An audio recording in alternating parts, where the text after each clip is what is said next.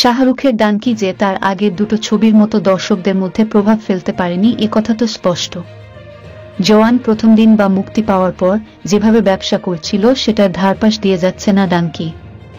তবুও উইকেন্ড আসতে খানিকটা বাড়ল আয়ের গ্রাফ।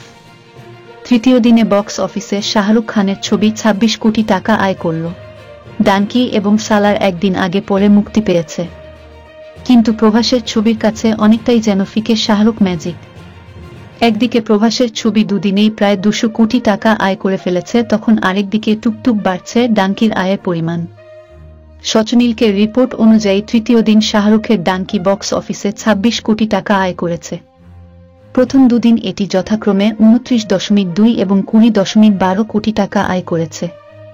ফলে এখন সব মিলিয়ে ডানকির আয় গিয়ে দাঁড়িয়েছে ৭৫.৩২ কোটি টাকায়। জওয়ান বা পাঠান দুটো ছবি মুক্তি পাওয়ার প্রথম দিন থেকেই তুমুল সাড়া ফেলেছিল।